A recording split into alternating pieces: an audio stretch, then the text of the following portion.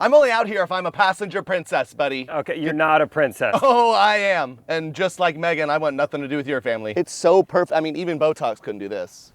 Jealous girl. Wait, what's that? What's this? It's the bunker. Oh, interesting. So this is the only way I'm getting close to sand, huh? You No, really you like actually, to spend you don't time? want to be in the sand. Oh, I know, because I don't find myself in Aruba anytime soon. I'm at a municipal golf course. How do you know what municipal is and I don't know what a bunker is? How long is this? Wait, what are you doing? I'm fixing my pitch I mark. don't know what that is. It just reminds me I need a facial, because Amber does that to my forehead. Lord knows it. My Kindle died. Now what do I do? Happy Halloween. Ooh. It's Halloween weekend. Yeah, you're right, I guess. Yeah, when this is coming out, Thank you. it is. I could tell you weren't too sure, but I'm feeling confident in that answer. Yeah. This will be the weekend they celebrate it. We got to decide what we're going to be, Katie. I don't know. Because we're going to a party. We're going to a party on Saturday and we have no Well, costume. only one of us is. We have no babysitter. I have a babysitter. You secured one? I did. Wow. Oh, my goodness. I'm so excited for this weekend. I secured one for Friday and Saturday. It's Oh, been a wild October. Thank you to everyone who's come up to all the shows all over the country. 3 weekends in a row. We're coming to plenty more cities. Trey.com/tour. My hat, I'm looking wonky out here. And It still doesn't yeah, look great. lots to talk about. I have to wear a hat now because all my colored hair enemies made fun of it, my hairline. Like, subscribe, do all the good stuff, and enjoy. Let's roll music. Correct opinions. Correct opinions. Oh, I shave, all right. Various parts of my body. And the face is the most common. And when I do it, I use Harry's. Because no matter why you shave, Harry's has you covered for the best shave of your life at a price you'll love. I shave because Katie likes it. I keep it clean, no neared, keep it nice and clean on the face. Better quality and a better price than any other razors when you get Harry's delivered right to your door. I use their styling paste in my hair. I use the razor. It doesn't cut me up. The branding's nice. The packaging's nice. And the starter set is yours. It's a $13 value. You can get it for $3 at harrys.com/Trey. You're doing great. I love you started off like Yoda, and you're really doing better now. Yeah. Thank you. Rough on your wallet, smooth shave shouldn't Most be. common part. Face, I guess. So yeah, get your offer today. Get a $13 starter set for just $3 at harrys.com/Trey. That's harrys.com/Trey for a $3 starter set. Get your best shave ever with Harry's razors and skincare products. You and Rachel got any Halloween festivities? I don't know if we've had a single conversation about it. So no. Okay. Not that I know of. Cool. We have some friends throwing a Halloween party. I love a good adult Halloween party. It's Really? fun. I don't. That's funny That's the because old- we've never been to one before. Yeah. Well, no, we I've heard you talk about that. no. We've been busy. I swear we've been busy on tour some every weekend. But before, I came along. no, we did a Halloween party together once. No? We have never gone. I threw several back in the day. Excuse me. I think 2 Halloweens ago we were together in St. Louis. Yes. And we went to a nightclub. Yes. So we did go out for Halloween. None of We- us were dressed up. Except our one friend who dressed up as Where's Waldo, and that was the most fun part of the night. Was that was a he would blast. go out into the crowd of the club, and we would find Waldo. Yeah, we were kind of in an elevated, cool little area, and it was truly hard to find him. It was No, awesome. See, Halloween is fun. What are we gonna do? Recties, let us know what we should do. Don't say Travis and Taylor. Everyone's doing it. Right, we can't. but we would do it like better than them because we kind of like it's a similar look. You have We brown do- hair, beard. I'm tall. We do blonde really hair. resemble them. I think you But could do I it don't really know. well. Like find actual shoulder pads. I think you Yeah. have to shave a mustache. I don't want to do that. Oh, I don't want you to do that either. Okay, that's a good call. Yeah. You'd have to get a little. I'd I have feel to like cut- she's really. She walks kind of wonky, you know. She's not a very fluid. Oh. You have to get more awkward. I feel like I don't see videos of her walking. I see a lot of like TMZ photos. We'd have to security detail. I might have to cut some bangs too. What do we think about Bangs. that? Bright red lipstick. Yeah. I mean, I think that needs to be our backup option for sure. What's our first stop? We don't. We don't have any. Barbie and Travis Kelce. Is anyone doing that combo? No. Probably I haven't not. seen that. Oppenheimer, Taylor Swift. Wow. There's some options. Barbie Deal. Oppenheimer. Oh, okay. Well, let us know what we should do. Are y'all going to pass out candy to the kids? Oh, Honestly, this shows how little I've thought about Halloween. Yeah, we should. I could see. Yeah. That's fun to do. Yeah. That is fun to do. Yeah. We got First Halloween king-size together. candy bars this year. Oh. We're that house. Wow. That's pretty fun. I might show up. Are you talking Kit Kats? Educate me on Halloween. Like, kids won't be celebrating Halloween this Friday night, right? Like, adults will. It's on Halloween night, right, Derek? Yeah, Yeah. it's Tuesday only night is Halloween when they'll night. trick or treat. As long as Okay. there's people that say, no, it's this night, the night before, it's never the night before, it's always Halloween. So Halloween. Don't Derek's believe. like, I've been tricked before. Yeah. Don't believe. For the adults, it's the weekend before. Saturday night is our party. Very excited. And Katie, babysitter Friday and Saturday. We haven't had a date. We've had one in 8 months. One true date night, just the two of us since In he's 8 been months. born. So this will be number 2. Very excited. Yeah. Wow. Who's the sitter? I honestly don't really know them. So, 2 different ones. Glad I asked. 2 different ones. Found them on Craigslist. Yep. They said love babies. Can take care of them. Can't take care of. No, Never it's, killed one. It's a friend of a friend. Friend of a friend. Okay. High school girl? No, I think they're in college or older. Not bad. Associate's degree? Women. Yes, but one did ask if her husband could come. I haven't responded. I think that's fine. I think that's fine. Yeah. You don't see a lot of married babysitters, I feel like. But honestly, like if you're looking for an extra, couple $100 or something, A lot of these couples sit around on a Friday night They- anyway, just do it in someone else's house. I mean, Thomas will be asleep already when they get there. Yeah, they're house sitting at that point. They're literally just watching a monitor and sitting on our couch and watching TV. It's a pretty sweet gig. We live 100 yards from a restaurant bar. And I was like, can we watch him on the thing from that far away? She says absolutely not. But I'm pretty quick, man. Walk me through why we can't. Worst case scenario. A fire. A fire? Ooh, that's tough. That's a good. All right. Okay, What that's about a pretty good answer. I said worst case. okay, medium case scenario? He learns how to crawl out of the crib and falls and busts his head open. Bust his head open. You get back in time for that. Yeah. And you were like, oh, here he goes. And I start hightailing Mm-hmm. it. I did lower the Dive. crib mattress or the crib by myself, Derek. I don't know if you've ever done that before. By yourself was pretty tricky, and I maybe broke it a little bit. Like, it was another classic when you're away from your wife and just the little updates that are kind of like, that's one of those guilt updates. Like, just so you know, it's hard over here. She's like, I switched the crib because he's definitely starting to like pull himself up. For sure a 2-person job, but I figured it out after a bit of an anger problem. Okay? Appreciate the update. I like you. split the wood I am because at it the Formula One fell race. and- yeah, exactly. I was like In the sweating box. trying to move the crib, and he was Formula One. Yeah, I got to go to Formula One while in It's Austin. pretty fun. Yeah, is that the first formula of any kind that you've been to? Yeah, I've never tried Katie's, Yeah. so this is the first Formula experience for me. Cool. And yeah, it's just unbelievable how popular it is. There's 100,000 people. The airport was nuts. Yeah, at the airport, when we flew home from Austin was chaos. I mean, so many people are into this Formula One thing. And it's cool, but it's shocking. If someone like described it to you, you'd be like, I bet some people like it. I don't Yeah. think it's one of the most popular things in the world. It doesn't seem like it would become the spectator sport that it is, where it's like, oh, I bet it's so fun to do, but not fun to watch. I think that the documentary on it really sold a lot of people. My wife's a huge fan because of the documentary. I do need to watch the documentary. Yeah, No, they that's- said it like 5x Yeah, the thing yeah. in the last few years, especially in America. And they're adding American races. They were going to be in Vegas, but I don't know. Was coolest it- part was how fast they changed the tires. That was the cool What it sound like? Which I feel like is kind of like when I joke about my mom seeing my stand up, and she's like, the coolest part is how you memorized it. I'm like, the change of the tires is not the impressive part. These guys are going 200 miles an hour, but that's when I was like, whoa! They just pull up and they lift it. Done. And less than 3 seconds. All 4 tires. All 4? Wow. They How hammer often it. are they changing They the pull tires? on a lift that immediately just lifts it up a little bit. Car's very light, so it's not. And then just 17 guys just done. They gas it up too?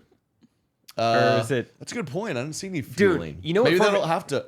It's only like an hour and a half. I don't know. Surely they have to fuel it. Surely. Going I bet 200 there's like miles an hour? I bet there's like a stop I wasn't somewhere else I couldn't see that maybe was more of a fuel There was place. just a 7-Eleven. You didn't have seats by the 7-Eleven. Right around the other half of the track was an on cue. You know those military planes, they can refuel in the air? That's what I'd like to see F1 get, is refuel while you're racing. Oh. I think of how they just run through these tires. I guess it's just not possible to make a tire that could last that whole race. It'd Like, probably what an just advantage. be like too heavy. I think They part of the need rules to- is they have to change the tire. Like you, I would imagine there's so much I don't know, obviously, but yeah, they probably have to all stop the same amount of times because then you're like, oh, that's what's confused about the race too. Like, oh, he made a move and passed him. Oh, and it's like, oh, and he's gonna stop and he just charges teams. Yeah. So he's behind him again. Like, oh, well. But yeah, I mean, it was really cool. I had great seats. Really, really shout out to the guy that got me there. But you do just, it's like, you know who's gonna win. Like, oh yeah, this guy's the best. He wins every time. This guy's second best, and that's what happened. Does it seem like the people who are the best, do they have the fastest cars? Like, are the cars different, or is it just I learned driving that- skill? Just in the last few years, they finally put some rules on it where like there's a threshold to how much you can do to your car. So beforehand, Mercedes won every year because they just had the most money and resources. Wow. And Lewis Hamilton, heard that name? Yeah. He's the famous guy who's like the all-time great. They even the playing field, and now he's not the best. He was driving the Mercedes. Oh. He's more like second or third best. So the people are like, well, he's still obviously the GOAT, but they're like, maybe his car was just faster. Huh. So That's interesting Yeah, that they could just have different. Yeah, I mean, it's a battle of drivers, but also a battle of like research and development. I guess. It's just a battle of science It's just too. fancy NASCAR. Yeah, it is. Same amount of people. They're just all International. like Just like a Have slightly different degrees. crowd. Yeah. teeth. Yeah. It It was was like more teeth, less guns. Does that make sense? Is that their slogan? when they brought it to America? That's the Yeah, that's kinda what that they was the said. marketing scheme is really smart. You guys will love it. More teeth, less guns. Also, on it's a big ordeal. They have the Dallas Cowboys cheerleaders were dancing. The Texas University band was playing. Wow. Live music, big national anthem, and the national anthem. I didn't want to be insensitive, but the national anthem they had parachuters, like numerous flying down with flags. One had a flag attached. I was like, I don't know how he's going to land and figure that out. But I was like, I don't. To be honest, low key, I was like, okay, I just saw a lot of bad stuff in the news of guys Like parachuting paragliding. in on a big live event. I was like, I don't know if that's what we need to be doing. It's like days after like a mass shooting when you're at a sporting event and Pistol Pete's like, like we don't shoot blood. It was the 4th of July big thing in Kansas City. Yeah. And I forget which. It's too many. This is ridiculous, horrible. I forget which one it was, but they did like a shooting blank celebration thing. Oh, and I remember like jeez. you could feel people kind of being like, Yeah. let's not do that at It is- big events anymore. It's crazy that no one said, "Hey, maybe we shouldn't do the parachuters Yeah. after like what's happened recently." It was like kind that of like kind of started I a kinda war. Cut my eye on them. I was like, they're with us, right? It's scary, dude. I do that now. When you go to that big of an event, yeah. it's in the back of your I head. do like, get freaked out this at big events now. F1 in America, one of the biggest events ever across the country. It's in the back of your head. That's know. why you brought your Awful. gun. Yeah. I And do- I was like, do you- they're like, it's on NASCAR. It's on NASCAR. I'm like, come on. Do you map out like kind of an escape route ever? I feel like I do that. I'm kind of like, okay, if Like something Jason goes, Bourne. yeah, if something goes down, like I'm gonna try and go this way. Everyone's gonna try and go this way, or I kind of like map And out. you're like, no. That's not the way you should go.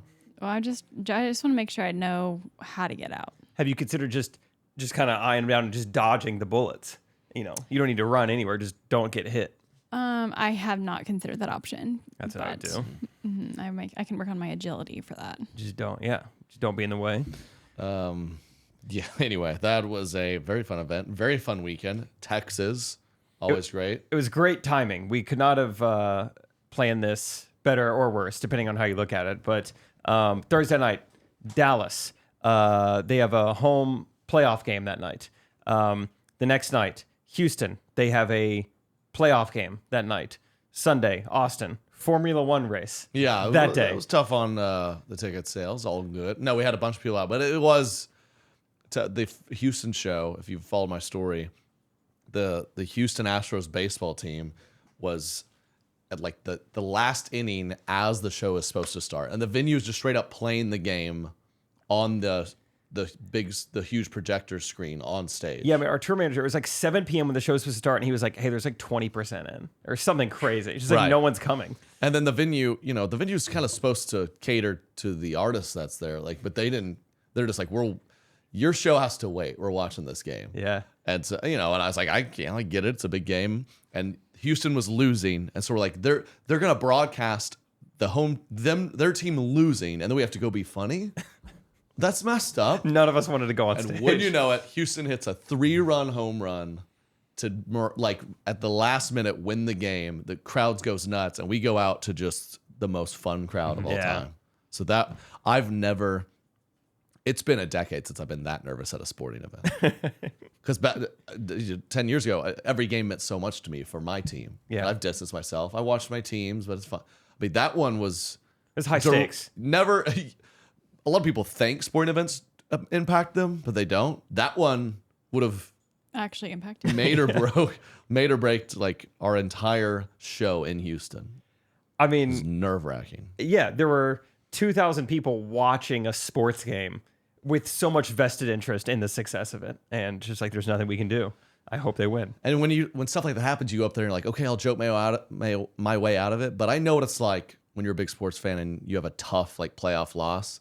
I don't think we could have even joked our way out of it. They would have you just would have ignored it and been like, guys, that sucked. Let's just try to forget about it. I don't know. I mean, the percentage of your audience is mostly female. Do you think that? I really feel like, in general, Sexist. I mean, We have a golf channel. Yeah. Bringing the guys on. It was funny. I did have a couple DMs when I was posting, like, when the Astros win right before you on stage, and like 3 DMs, like, you're really late. I would be like, what? You saw what was happening, right? right. I do mean, you want like, me to I do? You're probably obviously would the have been minority. one of those fans that have been like, I I did paid to come to this show. I don't really care. I about did this say game. that. I was like, there's a bunch of people out there who Don't care at all right now. That's what I'm can saying. we Like, get on most of with your it? audience is women, and they probably were like, okay, this is fun, or like, But but a vast majority they were don't care that really much. cheering. So. Yeah. That was crowd good. went nuts when they won. And then I could go out Yeah. there and make fun of Houston, because if you didn't know, Houston Astros, they cheated. They're cheaters. They cheated to win a World Series, and that's fine for some reason. So Yeah, I don't think you would have done those jokes had they lost. no, I didn't. no. Yeah. Well, What was that noise? good and bad. So we're good. Shout out to all the fans came through, especially had a few colored hair fans come through the meet and greet. Really? I heard you hate me. They were good sports. Laugh, laugh, laugh. Good. They Laugh, didn't- laugh, they didn't, laugh. like berate me. We're like patchy beard boy. But yeah, she had a little cute like multicolor strand she Have you clipped seen in, the I think. new trend of like doing like tinsel hair? That's what it was. Tinsel. Not familiar. That's what it was. I didn't know what to Do call you know it. what that is? Maybe I'll do that for Halloween. What is it? You know, It's like what you deck the halls with. like that silver stringy, Deck the halls with like clouds of tinsel. it looks like ribbon, but just super, super thin. Super, super And thin ribbon. You can. It's a trendy to like put It's it like in a your shiny hair now. pasta noodle. Yeah, there you go. And you put it in your hair, like That's what she kind did. of like tinsel highlights. Cool. Is that better or worse than the mention it- feathers? Mention it to phase? Rachel. Better than feathers. Better. think. I think it's like kind of, if it's done well, it's kind of cool. To be fair, this girl, she had dyed like a kind of a cool dark red. You know, like a color that could pass as borderline real. You know, I was more making fun of people who dye their hair like hot pink. I'm which seeing I it now. don't. You're seeing the tinsel. I'm I seeing, personally like- wouldn't do, Yeah. but you can. This is like pretty like platinum blonde hair with like silver tinsel in it. Yeah. That looks nice to me. I kind of thought about doing it for the New Year's party. Oh, Whoa. whoa, Kinda KD. fun. Didn't know about that. Interesting. That'd be bad for my brand, but kind of put my stake in the ground. But you gonna come? Have you been invited to the New Year's party yet? You guys already got plans? Yeah. Okay. Wow. You're invited. Instead Thanks. of our annual Christmas party, we're doing the New Year's since we're going to be gone. Fun, Yeah. guys. Yeah. Cool. So See you there. Derek, come. I don't know, man. It's gonna I'll be dress weird. up. I don't like. We've done a New Year's party before, and I really don't like the like big group smooch at midnight. It feels real close to like a swingers thing. I've never thought about You that. know, like 50 couples all at once just start smooching, and it feels like real quick. Everyone's like, "We doing this now?" You just And hear the I don't- noise over and over. I don't. I do. I'm in and out real quick just because I guess you have to, but it freaks me out. I don't know. I think I'm 32 years old. I've yet to smooch on December 31st. What did Or you do January last 1st. year? What a loser. I don't know. Were you not with Rachel? I think I might have like been with her family or something, and it was kind of like, "Hey, we're not married. We don't need to be doing this," you know? Not in front of the family. Yeah, I think I was in Iowa last New Year's Eve, so yeah, I've yet to make it happen with anybody. Well, now you can do it with 100 other people. Wow. First time at the swingers party. You guys All of us. gonna look like the Amish wedding thing that they've never done it before. It's gonna look like I'm resuscitating her. Yeah. Just even though you've kissed before, it's like you forget because we've never done it at midnight. It's a new year. It's a new year. Let's get to start over. What's your word of the year gonna be? You think? You started workshopping that or House it's never fly. too soon? Yeah, we did walk in the studio today. No and reason. There's 15 flies on the ceiling. There is something dead. up let there. us know Right There here. is something dead. Yeah, on the roof. Katie's if you know theory, anything about that, Recties. But because there's no food, there's no plants, there's nothing living in this studio. So Katie thinks that there's something dead in the attic, and then the flies are trying to get that. yeah, the Which is non-existent terrifying. attic. Yeah, Trey made the point. That's the top of the house. So, So just like on top of She the said there's roof. just a dead thing just kind of laying on the roof. Okay. Wow. Yeah, like That's unfortunate. probably like a bird, flew by and they dropped it. oh, That's my theory. Dropped like a small deer. I'm down. Like for a that. little, Dropped a little small deer up squirrel, there. maybe a chipmunk. Well, those flies should get it decomposed. Can't get to it. We'll break through. There is a lot of them.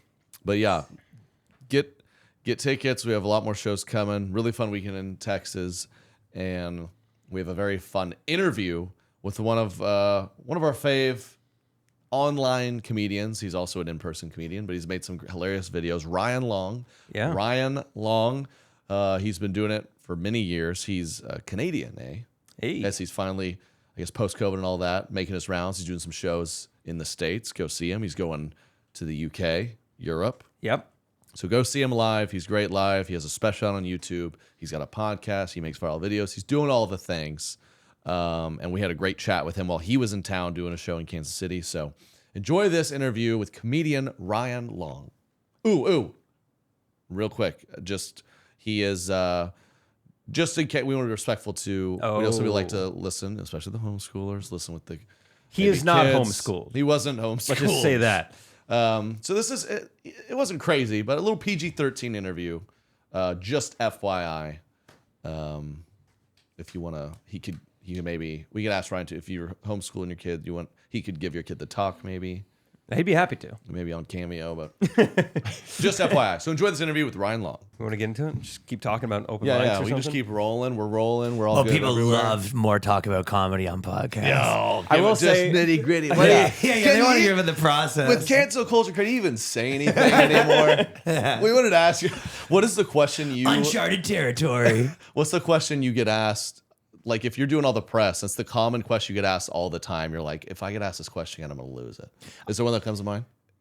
People, I feel like there was a while where everyone was kind of like, do you get in trouble for what you say? classic. You know what I mean? yeah. Like, Well, are I you- mean, you do the hilarious, by the way. We were watching your video you posted today, of just like scrolling through Twitter X to like be informed by watching my hot the, Israel Palestine takes? or the Yeah, I saw Israel this Palestine takes, and then just like scrolling X, watching, looking at dead babies, so you can be informed. There's a lot of dead baby controversies going on as we speak. Yeah, AI. That's all.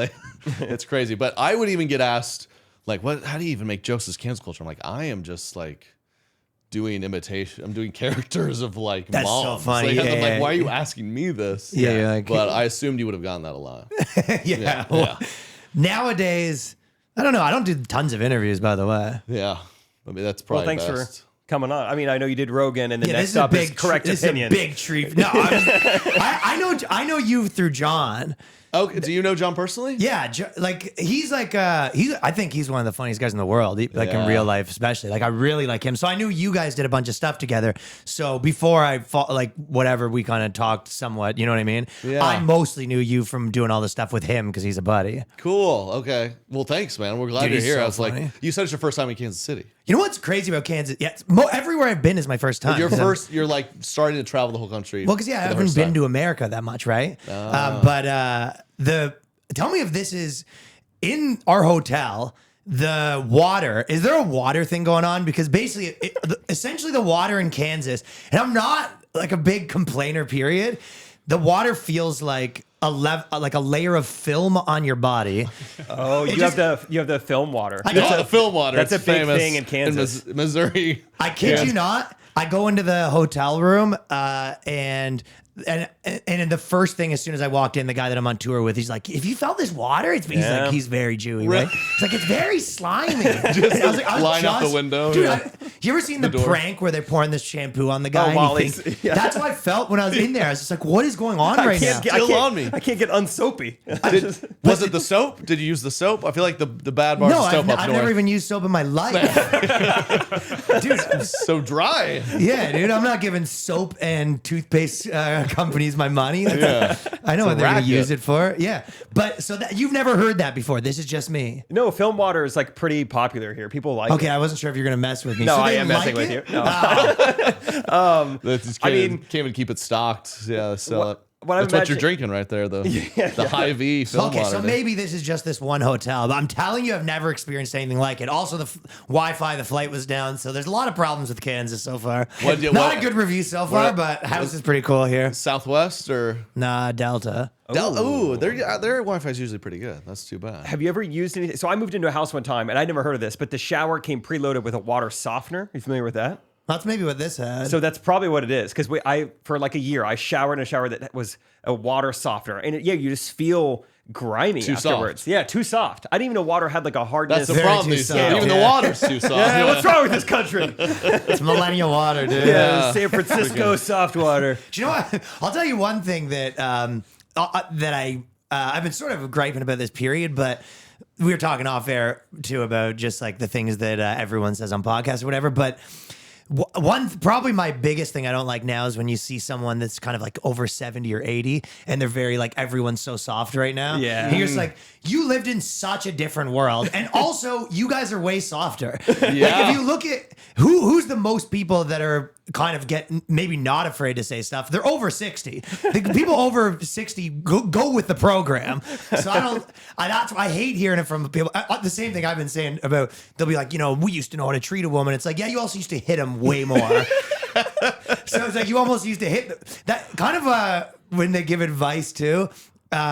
It's like getting advice from a Middle Eastern guy about how to, have a good marriage. And you're like, well, the dynamic's a little bit different. So any advice from anyone over 60 is like, wow, you just go to school and get the job. And you bought one house, it tripled in value. You know what I mean? They follow the playbook. Yes. I grew up in the South, and my sweet Grammy, she was a great Southern Baptist woman, went to church, and everyone she saw, she'd be like, why aren't you going to church? And they'd be like, we don't want to. She'd be like, you're an idiot. Why do you? It's like, well, so you were trained up to go. And she's a great You went God-fearing with the woman. program. But she went with the program. Well, That's anyone a over good 60, point. who was the most people that got with the COVID program? Just they get with programs, and then they'll be like, "Oh, but we have to get with the program," and the reason is because your generation is too soft. Oh, yeah. I always thought about my grandparents who they passed right before COVID, all the vaccines and stuff. And I always thought, like, would they have been I think they would have gone. They lined up to get the vaccine. I bet, even though they were anti so many things, I think they would have like this is medicine. We love medicine. What's this? That's so They funny. do get in line a little bit. You know what it really is as a generation? It's the guy that whenever he's out, he's like friggin' women, this and that. But like at home, he does get bitched around by his wife. Yeah. But they have a lot to say about, how people should be and what girl they should be with. But at home, you're getting that's the boomer generation. They have a lot to say about people are so soft, but at the end of the day, they take whatever is given to them. I feel like, speaking of how to treat women, we actually just Now found we're something. talking. Now we're talking. That's why he's here. We would love to get your thoughts on this. We just found this old article. Where'd you find this, Derek? My people, you know. Your people. Okay. Patriots, you If know. a woman needs it, should she be spanked? This is a news article from what? I think 50s? that's a little bit of a weird way to sort of to present it, because they all need to be spanked. Yeah. Because that's They're like, they wrote the headline like, we're being really fair here. yeah. There was If. we saw there was an article that came out recently, and it was people saying that they need day off. They need like time off work for when things are not traumatic, but like catastrophes, like kind of what's happening. But Mental you go, health days, yeah. And you go, it's not that crazy of an idea to say that when something like if 9/11 happens, maybe a couple days off work. Sure. But you go, the problem is everything's a catastrophe with a lot of people right now, right? Yeah, your plane doesn't have Wi-Fi. The water's weird. I Right. need a day off Yeah. work. Right. Yeah. So Show's canceled. need to be spanked isn't a great indicator, because all women probably need to be spanked at all times. Yes. So we need a better criteria. Miguel says, why not? If they don't know how to behave by the time they're adults, they should be treated like children and spanked. That'll make them grow up in a hurry. If it doesn't at first, they'll soon get the idea. Miguel. Coming in here hot. I like that response. Just, why not? Is that, wait, what is he? Yeah, Miguel's pretty into it. Miguel is, it's like, how long is he came into this country and he's just with it. If they don't know how to immediately. behave, I like that. I like that too. I love saying that to my wife. Like, if you're not, Hey, I'll treat behave. you like a child if you're gonna act like one. By the like- time they they're love that. adults. Frank, the second guy, he said, yes, they should be spanked when they deserve it. As a barber, I've got a lot of faith in the hairbrush. Oh my! That's a great sentence. Rule of brush, yeah. I think there are certain cases when it is advisable. That ought to make them grow up in a hurry. Yeah. Oh, Teddy, the parking lot attendant. Imagine getting spanked by a parking lot. Well, attendant. I like to have two options for dinner on the table. So I've been slaving away all day in the booth here. I like You the first bet. option to be an 8, and I usually just, even after I pick it, I just take a try the second option. If that's not above a 6, then yes, obviously spanking would be in order. Obviously, spanking. Spanking might help get back the respect they lost. So Well, how do you think they should be reprimanded? I don't know. I've tried. Jada Pinkett Smith needs to be spanked. I'll tell you that much. She probably does. She could definitely take a couple spankings. She could. You can't really do it yourself. What you have to do is you sort of have to rig up a machine that has like a pulley You know the system. ball with the paddles, and it has one of those paddles, and there's So you sort of touch the thing, but you technically had nothing to do with it. Yeah, exactly. So you go to your area and you drop the marble. The marble hits the paddle. The paddle hits her. Yeah, and then your hands. You're your sort of hands off the free. hook. Yeah, off the hook. That's And then you amazing. go, So jurors, are my hands paddles? Because that seems to be a paddle yeah, mark. she's a child. I married a child. Check for my prints on the paddle handle. Yeah. So you said you know. How do you know John? What, do y'all go way back, or did you just meet through the internet over the? I think it was. I mean, I think everyone you kind of a little bit meet through the internet, but No, I don't know him since before I moved to America. But we hung out in Nashville like a bunch of times, and then we hung out in New York a few times, and I guess how you know anyone else in comedy, really? Gotcha. Yeah. He's the man. He's the first guy I really He met. was actually years my ago. youth pastor. Oh no. No, I'm just- Led me to the Lord. There it He's a is. Great guy. Led me to the Lord via the internet. he's the reason I'm not religious. Yeah. There you have it, folks. Right there. No, he's a No, great guy. I don't go to church or anything like that. But then I see John Christ, how many tickets he's selling, and I go, "Hey, give me this Bible book. Can I?" Run that by me one more time. There's 6,000 seats in that church? What was that thing Job was saying again? Do you mind if I take a scroll through that again?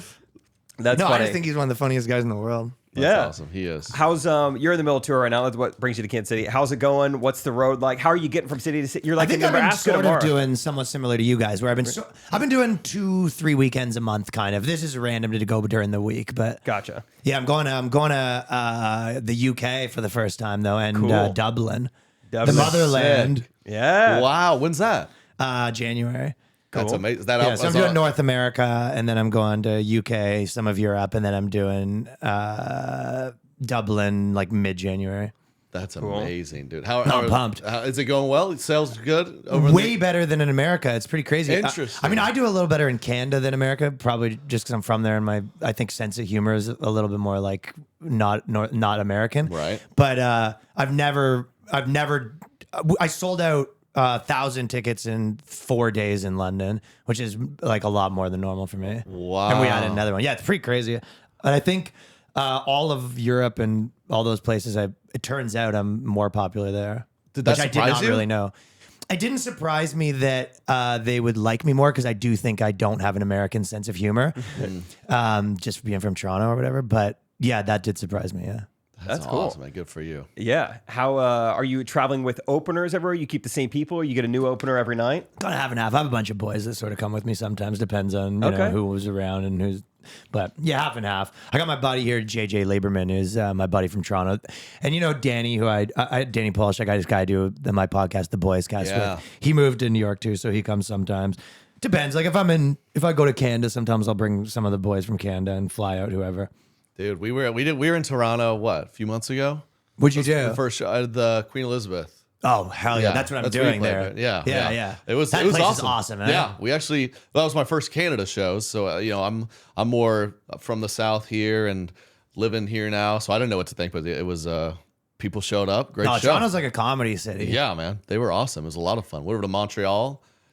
Did not my vibe in Montreal. You've done a lot of shows in Montreal? Well, I think Montreal's an awesome place to go for 6 days, but then after a couple of weeks, I would never want to live in that dump. It was just like I was many so French people. Yeah, I was so like Southern to them, and like everywhere I went, I would speak, and they're like, Why isn't "Where this are guy you smoking?" from?" Yeah, where are you from? This guy doesn't even have any phlegm in his throat. Who do you think you are, pal? Yeah, it was weird, but it was a good time. Nah, not There's really. two molds of French people in Quebec. Montreal's a little different, but they either look like a skateboarder from 25 years ago or like a really angry UFC fighter from now. Yes. Those are the two molds. That's scary. That's the guy I talked to when he was giving me Montreal's pizza. super fun for a couple of days. Toronto is, I think, probably the best city in the world. But Is that where you're from? I always say I don't like. You always hear people rep Toronto, but like not Canada. Like Canada stinks, but Toronto's awesome. Toronto's different. Yeah. Well, Toronto's different, dude. So multicultural. Toronto, it's different. Every Uber I got in there, like you could tell I'm from America. They're like, our healthcare here, we actually take care of our residents. It's like I don't do the healthcare. I'm just here trying to make people laugh. I'm rich. I have 2 houses, dude. One for content. They go, the Uber driver being like, America, Yeah. no healthcare. You're like, I can buy your healthcare right Yeah. now. With sweat. And there's an Uber following us that there's no one in My it. It's bag's paid in for there. it. Yeah, I have that's to for the hedge my bag. bets in case there's a crash. Yeah, so much luggage, so valuable. Yeah, but no, it was I a want good to do time. it. I was actually thinking about a sketch because you know how it's a pretty. It's almost getting out of hand because Uber drivers, most of them don't speak English. Well, not most of them, but a good portion of them.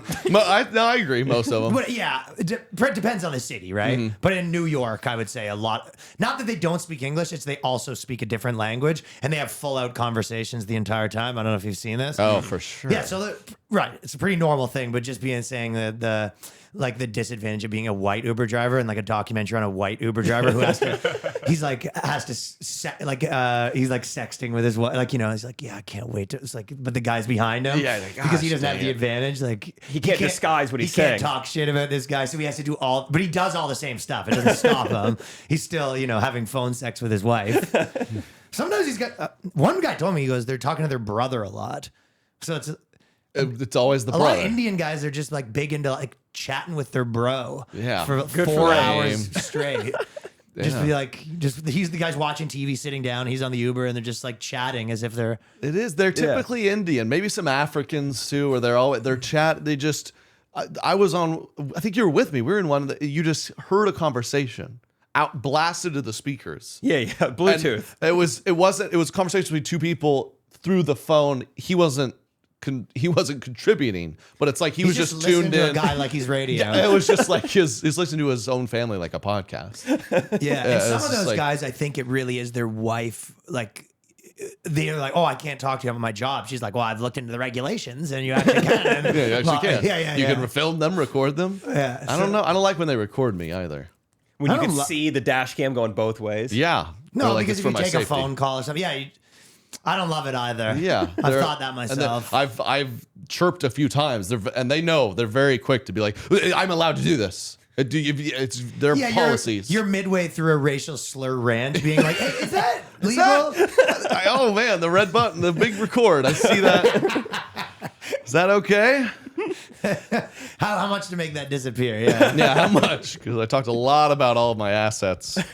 I mean, Toronto that Uber. must have happened to someone. Like, I guess maybe as I'm saying that, I'm like someone really famous isn't taking Ubers, but maybe I don't know. I know of some pretty popular people that'll still take an Uber. Yeah, I think of that all the time. Yeah, I mean, one of those guys must have been in the cab, got in a fight with his wife, and that's now worth a good clean 10K at TMZ. Oh, agreed. I think of famous people doing things all the time. Travis Kelce, Taylor Swift we're in Kansas City. It's like, there's rumors that she bought a house here. Yeah, really? It's out of control. Well, the town must be happy about that. Yeah, it's insane. And I think about them now. Like, what if for them, if they're really real and hitting it off and in love, and they want to be intimate, what is that? Like, Taylor Swift can't.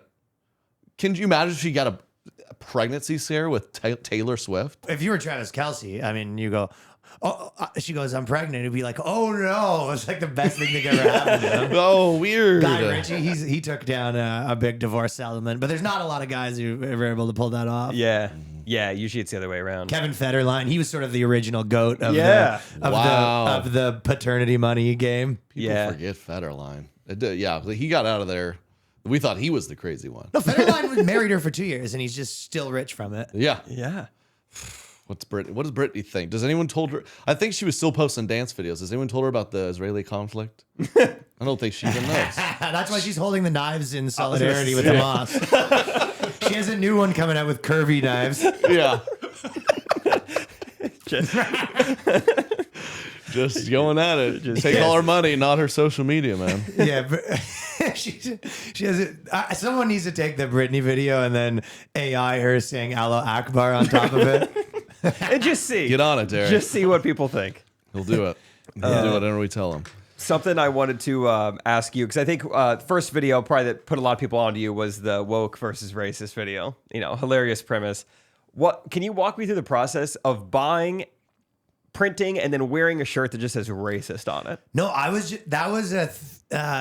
doing the 2-shirt video, so it was kind of like every week we were just making shirts, and really I used to do like TV shows in Canada, and I always used to say the easiest way to add production value is to make a shirt for $20. Yeah. Like if you make a shirt, it looks like you went through a lot of effort. Right. You know what I mean? If someone's a video and they made shirts, you're like, oh, well, I didn't know it was like that. Oh, okay. It's like a drone. It's like a drone shot. It's like a drone shot. Throw that up there, man. So it's just one of the many cheap production techniques, especially like, you know, I used to do a lot of on the street stuff, and you just kind of make a shirt of whatever thing you're spoofing. Like it's just an easy way to kind of make that. But so that was probably the 5th one. I was doing these 2-shirt videos. I did like a guy that loved Trump and a guy that hates Trump. I did like a Fox CNN one. Yeah. So I think that was kind of like the 4th one. So it was just like the camera guy also has like a merch company. So he was just printing the shirts, and it was just like it was just like part of the process. You didn't have to get online and be like, order 20 racist shirts. No. What's going on? Yeah. Every once in a while, I kind of think I'm just like, oh, maybe I should make some more 2-shirt videos, and I feel like I'm out of ideas of 2 shirts. It sort of suited the era. Yeah, it was just like so polarized that And then I started branching out where I was doing 2-shirt videos that wasn't like verses. I had one that was like the economy, and then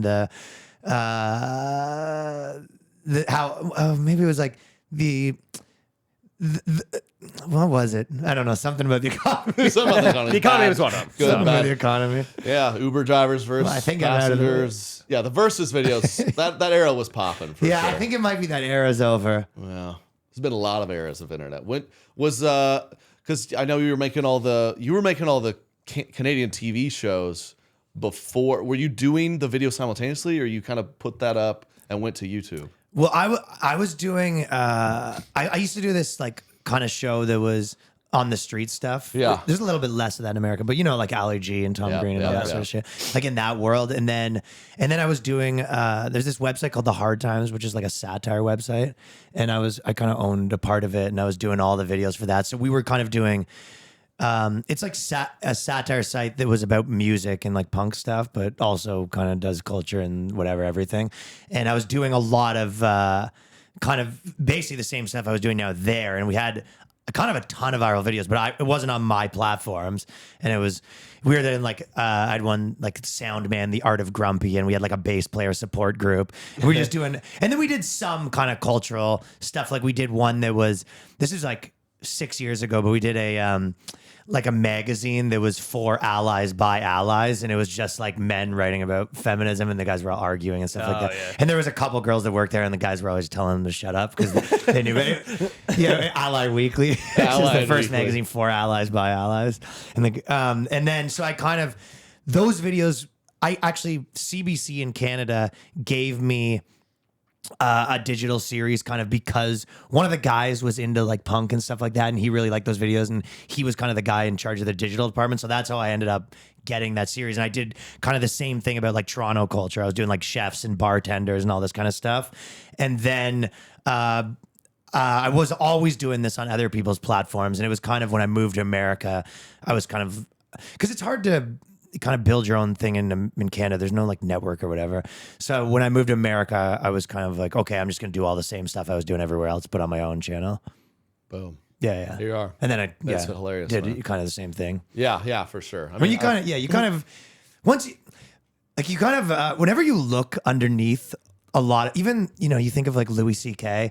and he kind of, directed all his TV shows. And then you kind of look underneath it and you go, he was the head writer for the late night shows. And, you kind of look underneath, and a lot of times there's a lot more to it that from a guy that just like seemed to appear out of nowhere. Yeah. But I'm shocked how much happened. Like Neil Brennan's a guy that came on my radar. Neil Brennan, it's like, it's like, well, he was on the Chappelle show. Yeah. It's like these guys done so much. It's like, well. I get that now a lot. Like I feel like in the last year, because I'm kind of been doing mostly, satire, because I feel like the internet moves really quick right now. So I've kind of been more, current as opposed to doing something and releasing in a month sort of thing. And I'll get a lot of people being like, oh, this guy's, they're being complimentary. They're like, oh, it's like, he's like better than the Onion or what, something like that. And I'm just like, yeah, that is, I'm doing satire. Like they didn't invent it. Like, yeah, exactly. But you go, but they see it as like, oh, this guy doesn't even realize it. He's doing satire. And you're like, no, I like owned part of a satire company and was making satire videos for like 7 years. And now I'm doing it here. Dude, we were just talking. It's amazing what the internet grabs and runs with. Like, I'm sure, like what we were just, we're going viral right now because I made a single joke about like people who dye their hair a color. I was like, I love that because I know immediately I don't want to talk to you.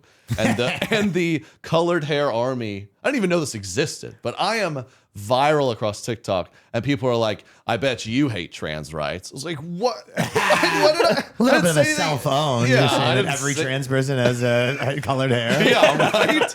Like, I didn't say anything. It's just crazy what people take, what you post, when you're like, this is just satire meant for this. Like your Israeli Palestine bit that's like going viral. I'm sure there's a million my comments entire internet always is people yelling at me. Yeah. But you know what? It kind of, in a weird way, you internalize the amount that's normal, and then that feels normal. Do you know what I mean?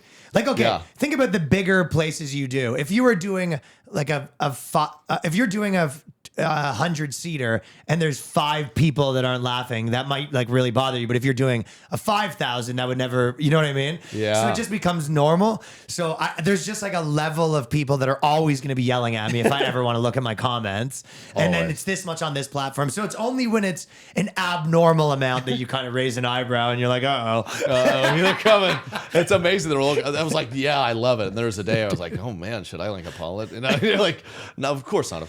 But dude, the funniest thing I got, because when you're not used to it, it's a lot, right? I don't know if how much you guys talk about sexual stuff, or this is too much for the podcast. You're good, man. Do yourself. Yeah. But my buddy, he's a Canadian guy, and he just released a special, and he's like his guy's Paul Thompson, and he's like one of my funniest friends. So he posted a clip, and I was just like, oh, let me help promote his thing everywhere. So I kind of posted that clip everywhere, but he doesn't have big socials really. So I posted his clip everywhere and kind of announced a bunch of places, telling everyone to go watch it. And it kind of helped. But I posted one of his clips on my thing, and it like went pretty viral, like probably 2+ million views, which is for a guy that probably, 10,000 would be, maybe a lot.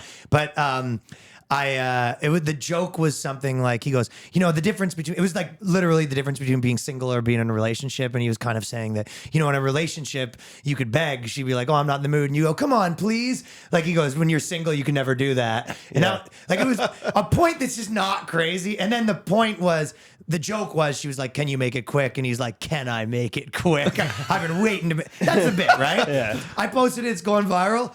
And he was like, oh, cool. Look at the comments. Everyone's like, yeah, that's rape. Oh. And there's 10,000. He was like, oh, cool. My clip's going viral. It's going viral. There's so many people love me now. Every clip was like, well, I hope you know that you just sexually assaulted your girlfriend. He's like, because he said please to his girlfriend. Yeah. And it was just like, people have lobotomies on the internet, man. It's like, just the level of insanity you have to be to like interpret a guy being like please to his wife. Yeah. And you just like lock him up and throw away the key. Such a cruel world, social media. Be like, it's going viral. I feel like we have clips like, yes, our clip went viral. It's like, it's because they hate us. This isn't helping our business at all. That is not what I was hoping for. Yeah. Or even just like you posted, wow, I posted 60 seconds ago. We already have 12 comments. Oh, 12 out of 12 is bad. Delete it. Get it out. Twitter's that for me. When if you look at your phone and you're just like, 8,000 notifications. I can't imagine this guy rules. Yeah. It's not like best comedian best video ever. ever. Best video ever. I don't think this is 8,000 people praising me. That's funny. I did love your video kind of on this. It was just it was a chart. It was a graph of when white women are yelling at me. And it was like, that's great. It's just like, this is when it went up and this is when it went down. Yeah. That's great. Just like every now and then you just got to respond to them. Just let them know. Like, I have heard you. Yeah, and I'm tracking it. Yeah. Just so you know, I've been watching your whole thing going on here. Yeah. The reason those I like those kind of videos too, because it's very dismissive. But it makes people mad, but they don't really have a good case as to why. Yeah. Because especially when your bit is that they yell at you too much. Like, what can they possibly do? Just type in all caps louder. All they can do is like me make another video, re-releasing this video is when it went up again. Like I'm literally tracking you yell at me. That one's hard to yell at me at. Yeah. That's got to be the worst. Oh, man. Okay. What's a game where no one wins, Katie? The waiting game. Oh, that was correct. Yeah. Ding, ding, ding. When it comes to hiring, you don't want to wait for great talent to find you. You want to find them fast with Indeed. Indeed is the hiring platform where you can attract, interview, and hire all in one place. Man, did I use Indeed to find Katie or Instagram? Because I attracted, I interviewed, and I hired. Because I paid for I was not paid. Indeed streamlines hiring with their powerful tools that find you match candidates fast. Don't spend hours on multiple job sites. Indeed has the instant match, where over 80% of employers get quality candidates whose resume on Indeed matches their job description the moment they sponsor a job. That's right. Indeed is awesome. The instant match, no one could top it. Indeed is an unbelievably powerful hiring platform, delivering 4 times more hires than all other job sites combined. How about that? Whoa. Join more than 3 million businesses worldwide that are using Indeed to hire great talent fast. Start hiring now with the $75 sponsored job credit to upgrade your job post at Indeed.com/Trey. Offer good for a limited time. Claim your $75 credit now at Indeed.com/Trey. Just go to Indeed.com/Trey and support the show by saying you heard about it on this podcast. Indeed.com/Trey. Terms and conditions apply. Need to hire? You need Indeed. I shaved my old neard. I had people coming for my neard. I don't have a neard. I get rid of the neard. Good. People did come for your neard. Neard's a funny roast. It is, but I clean it up. You know why I do it? I've gotten lazier, but I do it because Katie likes it. And I like Katie. And I use Harry's products. That's right. Oh. No matter why you shave, Harry's has you covered for the best shave of your life at a price you'll love. From their legendary high-quality razors to skin products like exfoliating face wash and hydrating lotion, Harry's gives you a premium shave without the premium price tag. It's like, because I have a very sensitive neck. It keeps me nice and not. It's a better quality and a better price than the other razors when you get Harry's delivered right to your door. That's nice. That is nice. It's a smooth shave shouldn't be rough on your wallet. A starter set is a $13 value for just $3. Heyo, at harrys.com/Trey. How about that? There's no reason not to try Harry's. Harry's has the highest customer satisfaction in the shaving industry, if that means anything to you. And they're still offering a no-risk trial. Don't like your shave? No worries. It's on them. Let's go. I got I've been using their products for a while, actually, so I love the sponsor. I do their styling paste, dude. My hair, It holds and it Go looks crazy. nice. I've used their razors. The quality of the packaging's clean. I love the branding. So get the $13 starter set for just $3 at harrys.com/Trey. That's harrys.com/Trey for a $3 starter set. Get your best shave ever this summer with Harry's razors and skincare products. Gotta ask, what was you? Wait, you were? I listened to this the other day. You were on Rogan. How's it Rogan's studio compared to our studio? To be honest, you have a bigger house. Yes, Obviously, yeah. obviously, I mean, you have a dude. bigger house than probably everyone's studio I've been to, except for maybe Tim Pool. That's right. He has like a castle. Yeah. Okay. Well, Okay, We'll hey. get work on the Something castle. to shoot for. No, this is very cool. I mean, yeah, Rogan studio is awesome, and they have all this cool shit there, like stuff. They're like Wolverines and Yeah, all this meats. stuff where it'll be like some little thing, and you're like, oh, that's worth like crazy amount of money. It was the first. Apollo album. 9 or Yeah, something, yeah, yeah. you know what I mean. The shoe that was worn by Richard Pryor, and Yeah, this is part of Apollo 13. Have you been to his club yeah, yet? just cool shit. Yeah, I did the club. I went there when I was in Austin after I did the show for about a week, and I did 10 spots at that club. Wow. That's super fun. Yeah, Yeah, I need to get down there. But Austin's how bumping right now. Yeah, I mean he just started the mass exodus. It feels like the new. From Los Angeles, for sure. I don't know a crazy amount of people from New York that moved, but Los Angeles people are getting out of there like flies. Get out, gotta get out. Have you been to California in a while? It does have a bit of it. I mean, California always has a bit of a dark vibe. It does. I mean, we were in San Diego. I was fired up. It was like one of the best shows of the tour, biggest show, and people are complaining to me because it's outside of the venue. Is like where they block off for like this is where the homeless people just get to live in $1 million property basically. What It's happens just- before your show? You walk by there to spit on them to get hyped up. Yeah, exactly. Yeah, the Uber. I said hiring Ubers to just Yeah, give me a second It here. was rainy and there was puddles. It just doused them. And damn, made me But feel you're just better. saying, is your point that it was just like a crazy amount of homeless people and stuff like that? It actually is insane. Like Yeah. you live in the Midwest or something, you hear about it, but it's shocking. Yeah, outside the I remember I did American Comedy Company, and outside of there was a ton of that stuff too. Portland's does a a war bummer. zone. I mean, it actually is. Yeah, but- it is. There are places where you walk by and you're just like, and you go, whatever you guys are doing in this city isn't working.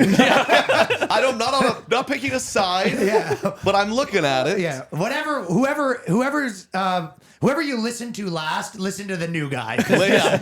Yeah. Try a new thing. This one's not working. Oh man! But how was the Rogan experience?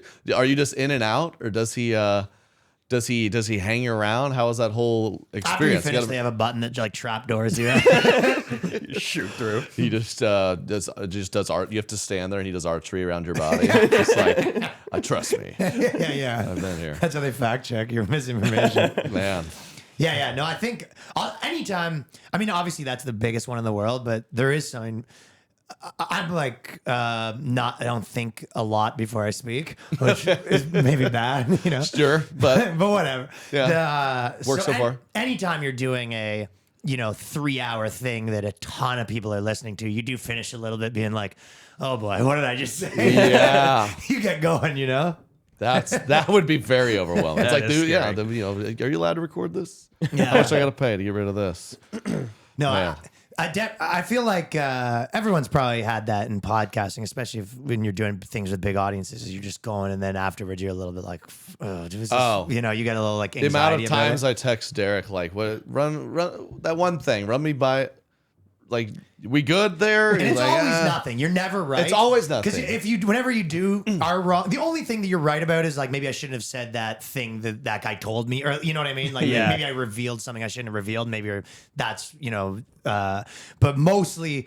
Whenever people get mad about something, it's never the thing that you were thinking about always doesn't even get a comment. And it was terrifying. Like the whole, it does feel like we've come out of the cycle of like, Yeah. you haven't seen someone's like career die in a minute. I think people are kind of like, Well, all right. they don't. The bottom line is that the whole thing got rejigged. No one has traditional careers anymore. And it's like, so what are they taking away? Your podcast studio and your house? Yeah. Look, what are they really? What are they taking away? Your RSS feed? Like it? Yeah. Got the link. Yeah. Patreon, baby. Yeah. I don't have anything, right? So it's Yeah. like we all built our own little thing. So yeah, maybe you lose some sponsors for a couple months and then they come back. Like it doesn't matter, right? So you're just once you're not in the game, who gives a shit? True.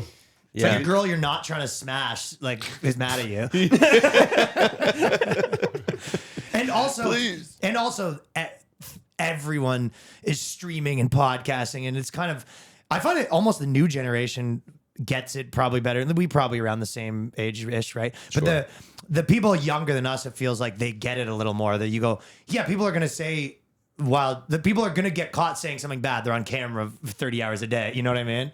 So I think if people are trying to podcast snipe to really get people in trouble, it's like you could just do that forever. You know, it's almost impossible to not. So Yeah, it's probably going to be the new like old tweets here in a little bit. If someone really wants to dig and piece together clips, yeah, they can make anyone look bad. yeah, and then what though? And then you Then say, what? How many times have you seen recently someone put all this effort into all these hit pieces, and you go, yeah, okay, so the people didn't like them, don't like them more, I guess.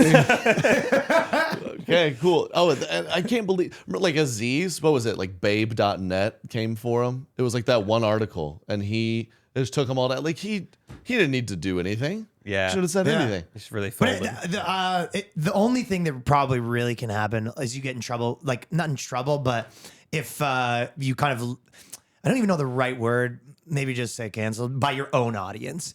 You know what I mean? If your core followers turn on you, Well, that's a if problem. they think you're a phony, like let's Yeah. say you know, I don't know, let's say your whole deal is like how important marriage is and family, and then it turns out you were just like banging tons of chicks. You know what I mean? Yeah. Your audience is like you're a fraud. So you're not technically, they haven't taken anything away from you, but people kind of, you're like exposed. So I think it's more of like a expose culture now. Yeah, it seems People want to show that you're like a hypocrite more. Yeah. And Because that's the biggest thing you could probably lose is the trust that your audience has in you. Yeah. And like that As long is as you hard to have get that. back. As long as you have that, you're good. It Yeah, feels they like it's find hard out, to they like. go, they saw this guy not being racist, and they're just like, Wait a minute. We thought you were edgy. They caught. Alex Jones is treating like people Ben of color with Shapiro respect. was like working out on a Saturday. Like, whoa. Yeah, they find out that Alex Jones is like mainline CNN and loves it. Like they catch him on a hot mic talking about how trustworthy they are. Yeah. See, had a nephew at Sandy Hook. It's like, whoa. Okay, this Whoa. doesn't make any sense. Yeah, that's. he signed up for like the trials of the vaccines and Yeah. I'll But test I him think out. that just also, if you're in a world where everyone, people didn't have to go, talk for 4 hours a week or even more if you're a streamer or all that sort of stuff. So the truth is, like, is harder to, even people that were characters, like, you know how hard it is to be a character guy now? Yeah. Like, so it's just very hard to be sort of a disingenuous, you kind of just have to be who you are. You do. I think there's no way a hypocrite's getting away with it anymore. You used to be No. able, you posted so much content that it's just gonna come through. There's no way. Like I always say, I'm just posting like very just character, like family friendly stuff. Then people will like pinpoint like my beliefs and values. I'm like, I didn't say that at all. Yeah. But somehow you picked up on it. There's a this little bit. There's this guy in Vancouver that I won't say his name, I guess, but he said this thing that I just always think about in so many contexts. But he goes, I was at the airport once, and they were checking him, and then they brought him in the room, and the guy goes, we found traces of drugs on your toothbrush, and he goes, well, that makes sense. I do drugs, and they were like. That checks out. All right, I guess if it's traces, it's not like we can't do anything. Yeah. So it kind of a lot of it is that now, where they go, we found traces of this guy being like a misogynist, and you're like, yeah, I don't know, probably. That kind of makes sense. I Yeah. don't know. I've said some pretty wild stuff. Like, Yeah, because they expect you to be like, oh my gosh, I'm so embarrassed. They're just like, yeah, I've already kind of admitted this I think before. it almost like it's just you. It's all back to how you are in real life. If you found out your buddy's just like a massive liar, you're not interested. But if you find out he did something crazy, it's probably you judge it thing by thing, and you're just individually how you would with a normal human. Is anyone nowadays doing character-driven stand-up really well? Like, will there be another like Larry the Cable Guy? I'm watching some of it pop up, and my theory is because stand-up comedy probably is somewhat in like the peak of as big as it's going to be. But comedy will always just, maybe it'll be bigger on YouTube or, podcast is big. Maybe that streaming will be big. It always kind of just shifts around. Yeah. But I think whenever there's kind of more opportunity than there is people. And I'm seeing like, you kind of are seeing a lot of people like pop off that, you know, doing really well that aren't really great or haven't. So I think whenever that happens, you start to get a lot of wacky formats. And I feel like you can look at that in the waves in history. Wacky formats always kind of follow the peak. And I feel like right now is the time that I'm starting to see a lot of wacky formats popping up. Yeah, it's interesting. Yeah. So maybe, characters and stuff like that. So I am seeing more of that. We had a security guard outside of our show. I mean, where were we at? Phoenix or something recently, and he was a talker. I don't know if you remember this guy, but I mean, you couldn't get in and out without him like stopping you, having a little conversation. He stopped me one time, and he's like, "You know, my favorite comedian who ever came through here, Jeff Dunham," and then just talked to me about all of his favorite puppets. And he's like, "Well, what was that one? What was that one?" It's like, I don't know. It was Ahmed. Yeah. Like, I don't know. And he just talked about puppets, and I had forgotten. I was like, oh, yeah, that was like a huge thing. Back then. Like, will we ever see like a puppet stand-up Dunham still guy? is huge. Yeah, was is the word that I would be using. Sorry. He's unbelievable. But yeah, so maybe go look up top earning comedians last year, pal. Dunham. Maybe this wave will produce the next Dunham. Dunham. And his 9 puppets. Yeah, he's like, I hardly get any of it, actually. Ahmed takes it all. Yeah, no, but guys like him are low-key making, probably does arenas. Oh, for sure. He was just here doing it. It's a big billboard, Kansas City, T-Mobile Center. Jeff Dunham. Crazy. And it's crazy, but he's really the only one. Carrot Top, The top. kind of. Luxor We got in some nice Vegas. props. Let's go. But those are the only 2, man. I'm excited to see the next ones. Yeah. You see the Planet of the Bass guy? What's Planet of the Bay? Have you ever seen? He's huge on TikTok. Kyle Gordon. Kyle Gordon. You ever seen? What does He he does. do? He got really big for a character. It's like a no fun kid. He basically just gets away with acting like a kid with autism. Basically. I mean, they're huge videos where he's like, actually, you know, and he does these huge characters, music, and he put out like a bit that was like a 90s electric song, and it blew up, and it's apparently #1 in Romania right now. Wow. The internet's amazing. It's amazing. So he's, and then now I think all of a sudden I've seen like a live performance of him like doing the character. He now has to Just be this character. 90s electronic dance. Yeah, TikTok's going to even be more aggressive like that because it's a younger people. So younger people are always into just like 90 levels of irony because that's so just cool. And well, so young people they're like a lot of times they're really funny, but a lot of times they don't quite have like the skill level. So it's easier to kind of like they can make fun of a thing that's happening, but they can't do it better. A lot of times, Sure, yeah. To me, that's they can react to it. Yeah, and myself included, you know. Yeah, like react to it. Okay, so like Lip sync to it. 20-year-olds are really good at being like, here's an impression of a bad comedian, and they kind of can like make fun of a comedian really good. And then they do it, and you're like, Yeah. wow, that was pretty good. That really hurt my But you feelings. go, okay, well, why don't you do a good comedian and not do an impression? And they're like, they're not really there yet. That's so. I feel like the It's most brutal. deconstructionalist. All young comedy is all like deconstructionalist. The most brutal, I feel like, critics I've ever seen are like the teenage boys who are like, nice try, dude. Oh, and trying, And yeah. I was that punk teenager who would watch stand up and be like, Well, is that funny? It's like, well, you go be funnier. And It's you like, I are can't. right. Effort is disgusting. Yeah, It is disgusting to watch someone trying really hard. It so is they're sort of tough to right, but you watch. have to go through trying really hard to get really good at everything. So then you can pretend you aren't trying really hard. That's the ultimate dream. Yeah. To stop trying. It just stinks that nowadays, for anyone coming up to try, it's probably a public try. Which like is- you can't go to yeah. quiet open mic nights. Now Yeah. it's like you have to put out your worst material on the internet. Yeah, that's even grosser. Yeah, it sucks But for think them. about a musician that's like, I'm like the tortured piano like player, you're singing emo songs like I barely didn't want to be here. It's like that guy took piano lessons. Yeah. Like, you know what I mean? You still have to. That guy had to sit there working on scales. Like you have to try, but it is gross. Especially, and the older you get, the grosser it is to try something new.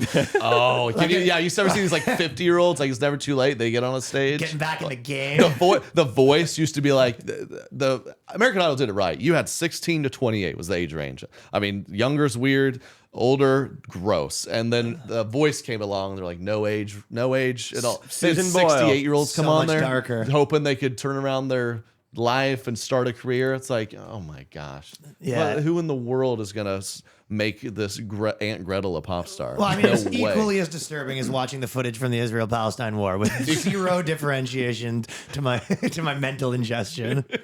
On that note, It's all gross. when you see like any kind of worldwide catastrophe, how quickly do you start writing a sketch about it afterwards? Yeah.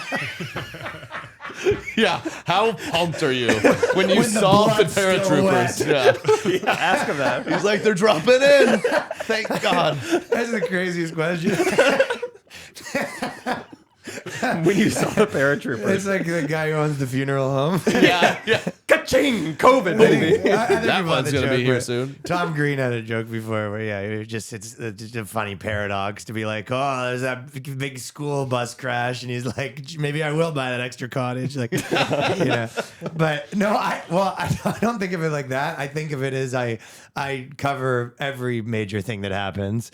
So, I mean, unless it's completely something that I don't have something to say about. Sure, if you But- can add humor to it. Yeah, generally, I mean, if you're doing cultural commentary and I'm doing a weekly podcast about like culture and things that are happening and making sketches about culture, and I do news stories, and so my stand-up's not so topical like that. But when you're doing that, it's just like anything. It's like, yeah, something big happens, we're gonna cover it, whether it's if it was a lot of people dying or if it was 10,000 people being born.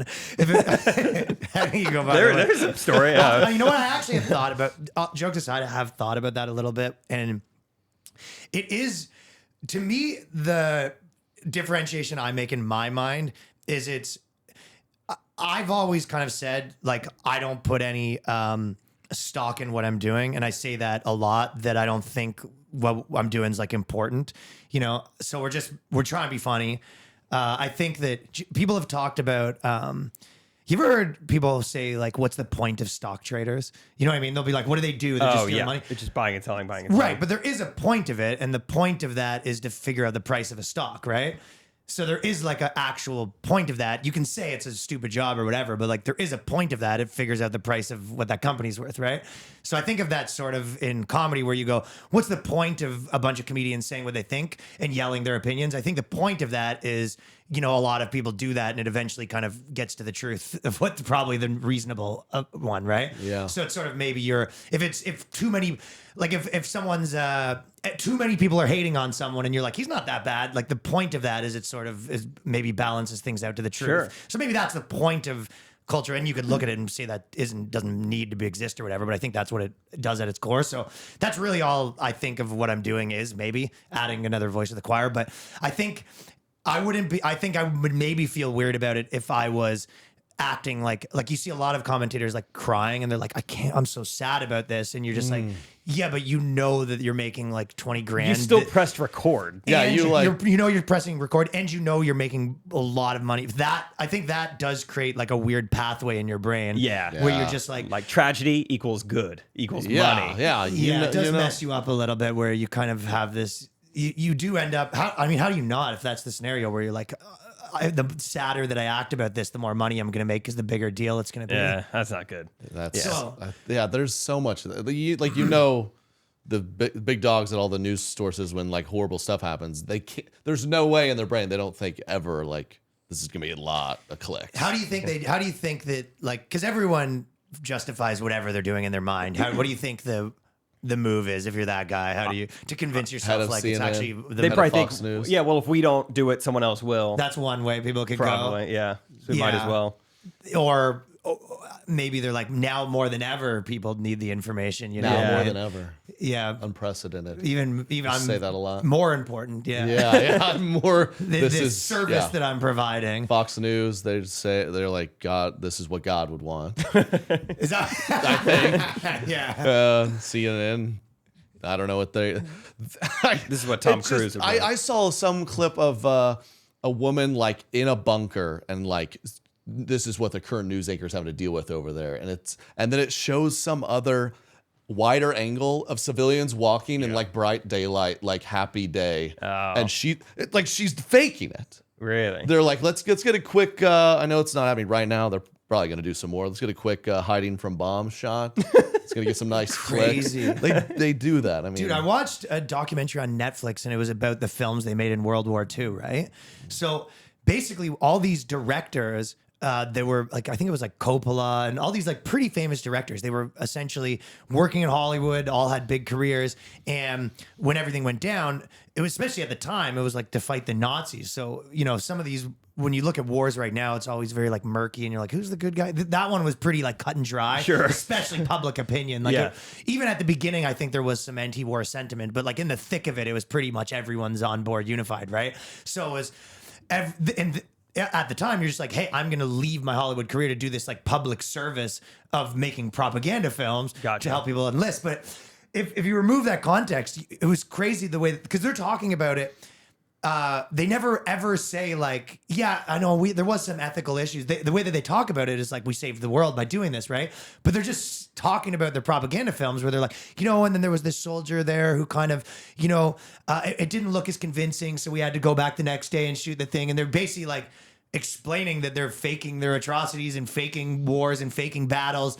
But in their mind, they're like, well, yeah, to stop Hitler. So it's all justified. But you go, when I'm watching this, all I was thinking is like, okay, but you also do this for the other ones too. Yeah. You just haven't made the documentary bragging about it. Yeah. But it's funny to watch, like in that context of they're just, because this one was so just in their minds, they're just like, we'll talk about it flippantly. You're just like, should you guys be saying this stuff? I'm like, your propaganda techniques, it feels like you should be like, keep that to yourselves. Yeah. Or you think the CIA would be like, stop telling people. Yeah, stop. Easy. Shoot you like Kennedy if you keep mouthing off to people. Yeah, it was kind of like bizarre to watch. And they're all bragging about it. There was not even one single point in the thing where they kind of addressed like, yeah, we're lying to the public because I guess it just felt so justified. But yeah, Nazis will make you do crazy things. Nazis. So I had a fan at a meet and greet recently. He told me, he was just wanted to tell me this. He said my wife's dad was born in 1942 and they named him Adolf. He's like they were hedging their bets. Oh my God, that's so funny. I mean, it's kind of brilliant, right? Why are they hedging the bets? I guess in case, you know, they ended up taking over the world. It's like, well, his name's Adolf, so that's... Yeah, but it's not a very good hedge because if they don't end up taking over the world... Yeah, I mean, that's a pretty, like, even Steven, like... That's a gambler's bet. Yeah, it sure is. That's it's a real degenerate bet. Yeah, yeah. That's the dad that put the kid's college tuition on the line on the tracks. Yeah, was his middle name like Truman or something? He's like, either way, we're gonna be fine. Yeah, there you go. Now that's a hedge. Yeah, that's a hedge. That's a true hedge. Oh man, that's hilarious, dude. Yeah, I thought that was. I just wanted to tell me that. I guess. Yeah. I appreciate that. Yeah, but I've been talking a lot about on stage saying that when Hitler died, his girlfriend died too, and so, which is like if now that happened, if she didn't die, she'd have like a blog right now about how to know when you're dating a narcissist. Like she'd have a blog about how her and she Anne would have Frank monetized that yeah, real she goes, good. me and Anne Frank are both victims. Right? Yeah. So, yeah, the biography, the whole thing. Every person gets out of a cult, they got a book deal, everything. Netflix, everything. She would have cashed in, man. you have to be the first though, right? It's Gotta a real be. prisoner's dilemma. Yeah, there's the Duggar family. Did you watch that documentary? No, what's that? The Duggars were they had this Good huge name. show. Yeah, right. That's very Canadian. The fucking Duggars, eh? Oh, just having a brew down there at the Duggars. A crazy like small town homeschool. They had 19 children. Yeah, They 19 had a kids big in the show. When you know it, you know the dad was crazy and like kind of there's abuse and there blows Spanking up. her. And yeah, well, She's not behaving. that part I agreed with, but then she was, and so you have 19 kids. Like, who's getting the book deal? That's a tough race. That's a tough race to the publisher. And these poor, when they blew it up, a few of them were still under 9. They could hardly read and write. They're fair. out of luck. But Yeah, you have to be at the 5th book that like didn't get a really good deal, and you self-publish. yeah, Well, it still sucked for me. Your brother's in all the airport kiosks. You're self-published on Amazon. That sucks, dude. You couldn't even get a Kindle version made. yeah. Just typos and Like, what do you mean? I was homeschooled by the brother 2 years older than me. You're right. Like being the person in the Nexus cult now that's kind of trying to get a taste of that action. It's too late. Yeah. Just in too 2023, you were like, actually, you left it right now. Yeah, you leave a cult, but it's like, well, they've already made a documentary about my kind of cult. So that sucks. You know, you Yeah, almost need to bring something new to the table. That's what I'm telling. That's gotta what be I It's a said fresh female cult. leader or something. That's fun. Do you see what I mean when I say it's an exposing culture now? Yeah. You know what I mean? It's not a take the guy's job away culture. It's all about like exposing now. Yeah, about- think How many less of YouTube this person. How many YouTube? Yeah, exactly. Keep their job, Do you but ever watch cult documentaries and you're kind of like, I kind of see why this is bad. You ever watch them and you're like, I don't super disagree. I just watched one where this woman starts a church and she blows up from a program that was called The Way Down. It was like biblical weight loss program. Okay. And so these huge people would show up and like lose weight, but then they would like be like, wait, it's a cult. And she's like, brainwashed me to lose weight. I was like, well, you were healthier It physically. Yeah. I mean, it worked. You lost 150 pounds. Interesting. So Yeah. well then I guess make a doc about Weight Watchers too, because yeah. I don't know, but it got weirder. I wouldn't have attended the church, but it's like, you know what? I'm mentally scarred, but I have a six pack now. Yeah, this is There's great. worse cults to be a part of. I have that argument a lot of times with girls because I have if I'm every 8 months I usually just like get fatter and fatter, and then after 8 months I'm like go hard to get myself in shape. I go, I'm eating one salad a day. I just like working out 3, and then in 3 weeks, I mean, you do what like people would do for a fight or whatever, but then you go on tour for a while and kind of get off the thing. You're eating chicken fingers, whatever, right? Yep. But girls always.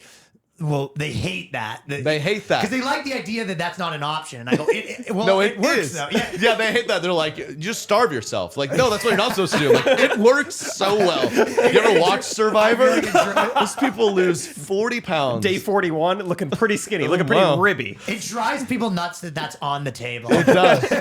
Dude, And they will be like, well, it's bad for you. I go, I don't think it is, though. Yeah. I think I feel that. Yeah. I feel better. I'm fucking better shape. I have more energy. And they're David like, Goggins is the most famous guy in America. He does it for a I'll living. be like, no, but eat your cake, though. That's fine, Yeah, that's yeah, great. that's real. Do you ever see the cult guys?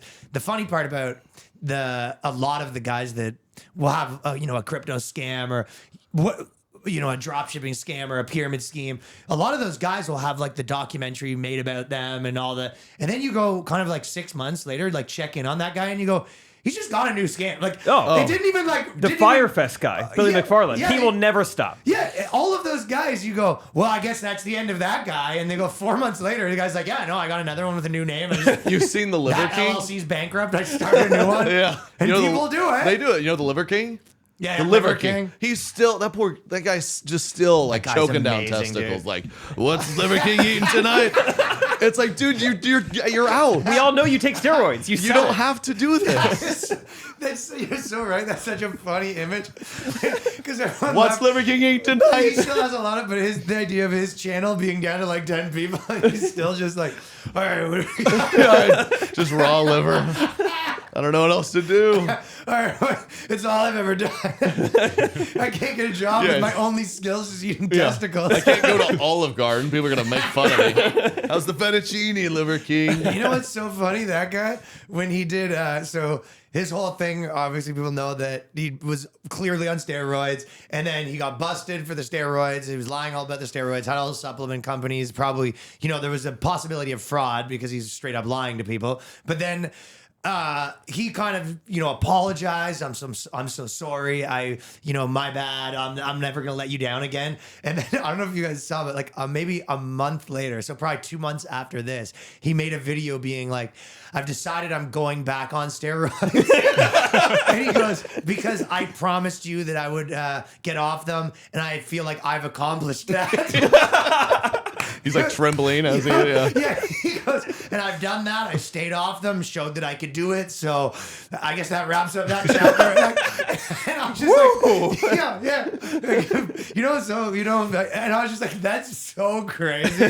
That is. Think of it with anything. If someone passionately like posts like I have a drinking problem, I'm done, and then 3 weeks later, they're like, guys, 3 weeks sober, so we're good here, right? I did it. Shot. Yeah. Check that off the list. Yeah, proves we can do it. It's amazing how many people who are low-key alcoholics really do that. They're like, if I can do dry January, I'm not an alcoholic, and then just like back to it. I think there is. Hey, I'm on their side. Okay. Well, if you're drinking every day, except for dry January, alcoholic. But if you're really an alcoholic, you can't do dry January. Yeah, that's a good point. Like I don't think There's real alcoholism. Yeah, you can't. If you're an actual alcoholic, I don't think you could just I'll just take a month off. Yeah. Okay, that's gonna be a rough ass month. That's a good thing to remember too, because I have some people who I feel like fake diagnose alcoholics, because then they're like, well, he doesn't drink during the week, but the weekends it's really a problem. I'm like, well, that's not. He just doesn't do it for 5 days. That's just like a sad guy. Yeah, that's just he has other problems that we need to diagnose. That's a sign of it. Yeah, he starts at 5:01 when the horn rings at the factory. Yeah, he wakes up Monday morning. Usually pounds 1 or 2 Mo Dries in the truck in the parking lot. Yeah, that's just a sad guy. And then puts down the last one as he goes to sleep Sunday at 2 a.m. Do it again. It's Good weekend. Living for the weekend. Yeah. I'm a guy I knew that was a proper alcoholic, wakes up in the morning, drinks, like almost got most of his calories, was pretty skinny dude. Most of his calories were coming from alcohol. Like, would eat a Jamaican beef patty a day and then 45 beers. You know what I mean? Like a real deal alcoholic. If there wasn't alcohol, it was a big problem. Yeah. Like, when you're in the car and someone's got to go to the bathroom really bad. That was what it was like 7 minutes after he ran out of beers. You know what I mean? This is in like a tour van, and that's what I'm saying, the car. But I saw a picture of him recently, and he was probably like 45 at the time, and now he's probably like 65, and he has the nose. But he looked completely normal, and then at some point it just goes like. And He woke up. Yeah. I've always seen that. You go, it's the boozer nose, but like it didn't happen gradually. It was like 25 years of. Hey, can we look up how people get a boozer nose? Yeah, please. Just flipped a switch one morning. He just woke up with it. I haven't thought of the boozer nose in a long time. It was no boozer nose being a full-blown alcoholic to the fullest extent for 35 years, and then just bam, boozer nose. Like I don't know how it happens, but I haven't thought of it in a long time. I had like a second uncle that growing up, I'd be like, what? He has such a funny nose. I'm just now realizing. I hope he's still around, doing okay. He had a problem. Yeah, he probably had. Yeah, that is it. That is it. the boozer That nose happens. So from what alcohol. happens? The blood vessels pop. Yeah. What? Yeah, Derek, look up what. I guess before they're like hanging on for dear life. Like, Yeah, finally. I guess every time they don't have a drink near them, they just grunt and. Where is it? Where is it? Commonly linked to chronic alcohol use. Whiskey nose. But they say, hey, there's no clear reason for it. Actually, some studies Rum say blossom. sudden emotional responses that trigger flushing. this guy's emotions are long gone. Yeah, I mean, it's the flushing of the emotions He out has of one the body. emotion, and that's thirsty. Thirsty, and there's the nose. Wow. But yeah, I just assumed that there was a very gradual procedure that happened over 25 years, like getting fat. I couldn't believe it when it happened in a 6-month span, probably. Just there. Yeah. Finally Well, gone. we still don't have an answer either. It's like Yeah. one of life's greatest mysteries. We'll never know. I don't want to know. I hope that doesn't happen to my nose. Yeah, thing. it's your body giving up, but it's not even a good body mechanism because it's like, how about this? You're giving you a weird nose. Yeah. And then you're like, well, now I'm drinking even more. Yeah, It's very. sad. I'm gonna stay at home more. And Maybe it's sort of supposed to be nature giving other people a warning. Because honestly, Sure. telling people, like, even with smoking, you go, oh, it's going to be bad for you. Like, most people that smoke, like, okay, whatever, I kind of die a little earlier. Like, that doesn't really click with people. Or if you go, oh, you might have liver cancer, it's all like mites. I feel like a lot of that stuff doesn't click. But what might click is, like, at some point in your life, you're running a very good chance that your nose just turns really grotesque. I think that actually would turn a lot. Like, most women that were alcoholics wouldn't want that. if doctors could really tell, like you keep this, you You're hear that 2 all the years time. away from a boozer nose. Yeah, they're like, you keep this up, you're gonna die. No, you're gonna have a boozer nose Ooh. in 18 months. It's, Like, that it's would almost get- way scarier that for a lot of people probably. They go, you're going to have a literal deformity on your face. That's way scarier than be like, you might die. And you're like, okay, then I die. Yeah. Okay. I don't. If I'm I kind of die, I trying to do die. Look, look. Boozer nose. It'd be way easier too. I think maybe the neck mechanism. You're out, bellied up at a bar, and the waiter sees the nose. They're like, "We cut you off way You sooner." can't serve noses? You can't serve. We don't You're serve with your friends, kind they're around like, here. who wants a shot? Oh, Uncle Steve is here. No. Okay. Yeah, I could see. All they're doing is they're making their nose bigger so they can get off alcohol and graduate to Coke. Yeah. Open those airways. All right, dude. Hey, we'll get you out of here. I know you have a show in like a second. Really wish I could come. By the way, I got it. We're. You can do. I mean, if you want to come to a spot, I would love to. you're welcome to. We're heading out ourselves. Are you so- guys leaving tonight? Yeah, I am. I don't. Will you go the night before? Not usually, but we're heading to Dallas, and I have family there and friends. So Okay, you're gonna do some real life stuff. Yeah. It'll be fun. But Awesome, Ryan man. Long. Can I say my dates?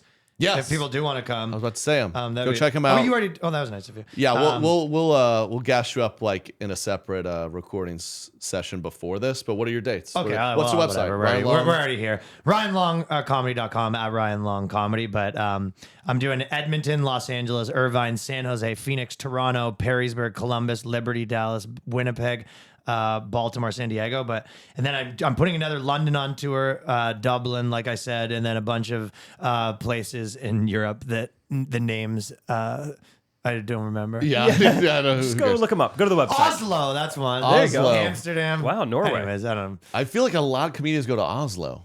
You know what it is? It's just sick. No, I think there's 2 or 3 companies that does everyone's tour, and they have this like tour mapped up that they put everyone on. You know what I mean? It's kind of like with a cruise, you have 3 stops, and one is Yes. like the government's kind of like, we need you to stop here, and you're like, what? Why am I here? Yeah. Okay. Cool. It's not a coincidence. It's kind of like you're like, oh, a lot of people randomly go to this one random city in China. You're like, well, yeah, there's a guy that brings everyone in. Like, Got it. It's one. Yeah, there's some guy in Oslo that's tapped into the Tapped London in. booker who puts people on the All road. right, all our Oslo listeners and everywhere else. Yeah, thanks for having me on. Go see him, bro. I was trying to think of on the way here an idea that we would do because I was like, we should do like a quick little reel, but I'll just say it. Yeah. Because I probably don't have time. But like, I was thinking, like with people that are artists, they have a backup plan. Like they'll always be like, my backup plan's this, but then you kind of start realizing like, the backup plan's like less likely. Like a guy like our age being like, if this comedy or music thing didn't work out, I would always just probably be a firefighter. And they're like,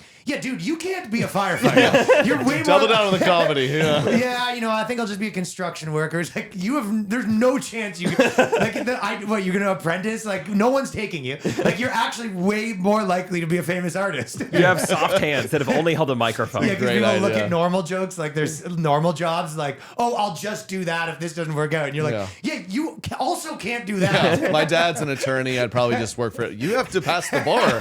Yeah, your backup plan is more unattainable than your normal than your dream. That's funny. Yeah, that's a great concept. Yeah, man. All right, everyone go see him. Follow him. Also has a podcast. The That's Boys hilarious. Cast with Ryan Long. Dude. For every Friday. Thanks for stopping by, man. Yeah, thanks for having me, Fun. brother. Peace. That was Ryan Long, everyone. It was a fun interview. So, yeah, go check him out. We have, should we hop right to the segments? Let's do it. Segments? Hit us at correct@TreyKinney.com. The email correct@TreyKinney.com. Send us your video fan submissions, your questions, your submissions for segments. We have a couple dramatic readings. Been a while. Yeah. These were sent in by the Recties, dramatic readings. Derek, if you'd be so kind and cue up some dramatic music. You know what, Jake, why don't you... Yeah, why don't you take this first one? Want me to read this first one? Yeah, Great. this one's nice. Where'd this come from? Is this a email? Is this a recti? Email from a recti. This was sent in. I probably won't say the name because dramatic readings usually are making fun of people they know personally. But thank you. It was an Ashley. I won't say the last name.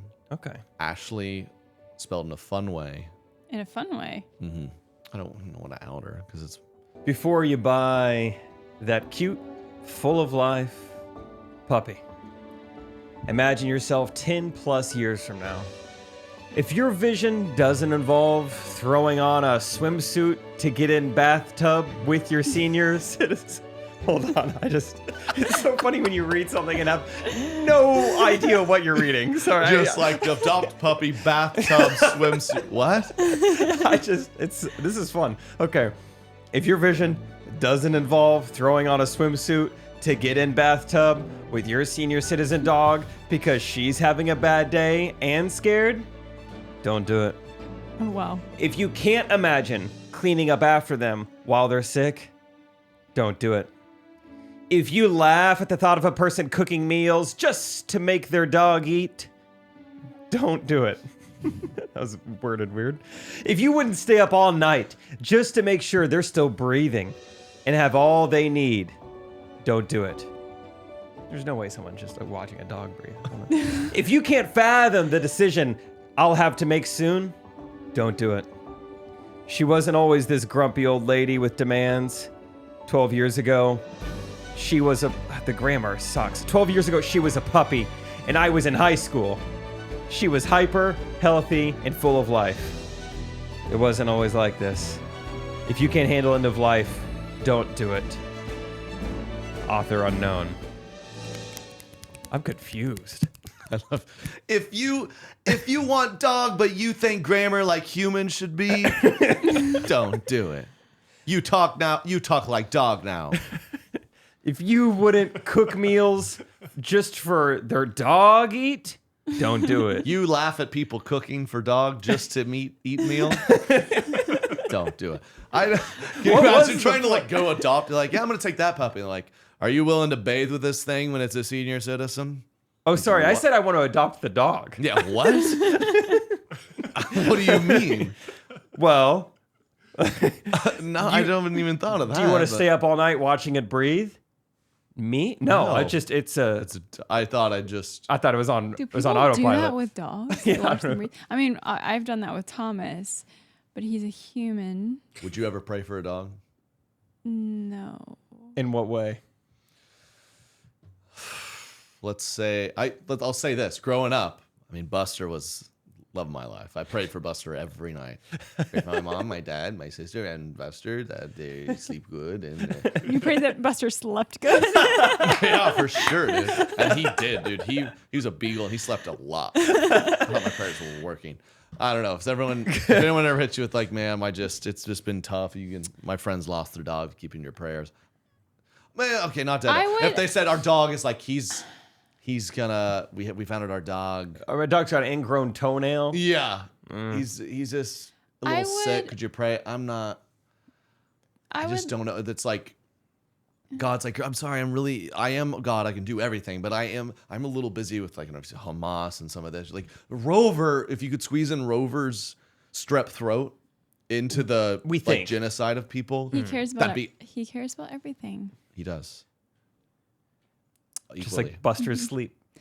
But we all know I'm not a dog person. We know that. But I do care for the feelings of my friends. Like if my friend was very, very upset about it, then I would pray for my friend. You know, okay. I do care about people. So would you ever just to clarify. I thought you were going to say, I'm not a dog person. So I've prayed that a dog would get run over.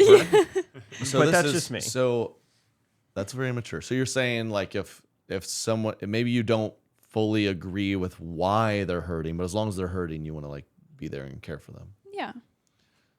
That's interesting. So if let's say, I know you're going in. My team loses in a tough sporting event and it really hits me emotionally. I'm very upset. You'd be there for me. You'd say, Trey, why don't you lie down? I know you're really hurting. Hope you sleep good. You do that? No. So what? Which is it? Well, a life wasn't lost. Ooh. A dog is not a life. I mean, it's an alive thing. Okay, so every time. So is broccolini. Living thing. It doesn't have organs. I don't think so. It doesn't have organs. It is an alive plant, but it doesn't have organs. It's not a mammal. What? That's a weird. That's a weird like criteria you just made up. It doesn't have organs, so I don't care about it. As long as it has organs. Not a mammal, I guess what I should have said. Okay. It needs to have an organ donor? 4 to 5 critical organs. Yeah. Organ donors? Yeah. Who wants to keep them? What if you're like, seriously, do not? There's people like that? Some people. My dad has dibs. There's a theory Well, you kind of started it. You're like, I don't care about you unless you got organs. There's a theory that Yeah. People say that they won't like resuscitate you as many times if you're an organ donor. Yeah. So not true. Yeah, which is wild. They just check your ID real quick. Right, exactly. They dig in your pocket, check your ID. Yeah. Let's harvest. You get $50,000 for a kidney. Yeah. Yeah, I don't really buy that conspiracy theory. I did put a lot of thought into organ donation, but it does seem like a thing you're supposed to like think about, but it's just like, I'm just going to renew my license, and I'm just like, take a picture. Great. You want to be an organ donor? It's like, it is a weird time to kind right of now. make that decision. Can I? Do I want to give my heart to someone else when I die. You know, it's like, of course, I guess, but that does feel like a big decision to make it the DMV. Like you think it would be on like your will or something, not like not on the license. That is an odd spot for it to go. I feel like. Yeah. Because you can lie about like your height, hair color, eye color. I feel like they're not vetting that. They don't really. It's They kind of an really all or don't. nothing thing. Why couldn't I be like, well, some of them? You know, I don't really want. I don't like the idea of like my lungs being another guy. None of my privates. Yeah, none of the. Those are mine. I don't think they do that. That it's an organ. Well, I don't know. It's an organ. Sexual. My sex organs or just the. Those are called reproductive organs. Oh, thank you. okay. Or what are the other ones called? Non-reproductive organs. Is that it? I think it's She's science. But it's called like organs. They're called organs. Interesting. Yeah. Not In my physiology books, it was just like, Someone needs to go get Time their to study license. the out. Like, organ organ donor, organ. you're like everything but my private. Is that fair? I feel like it is. Sure, you get this all the time. Heart, yes. Brain, go for it. Lungs, both of them. they just kind of Gonads, keep your hands off them. Yeah. they just I don't want a bunch of take kids out in the Sharpie afterlife. on their license and just say like Just a guy who thinks that's actually how it works. I wasn't born yesterday. You're not gonna take him and have me have 100 kids after I go. Oh my gosh. I know what you're going to do. You're going to take the one that makes it. You're going to put it in some kind of incubator. You're going to keep it warm. I wasn't born in the barn. Okay. I know. Okay, listen. We got another dramatic reading. I'll take this one. Thank you so much. Very excited. This was sent in by another recti. Correct@treyking.com is the email. Hit us up. This is going to be a good one. Good music.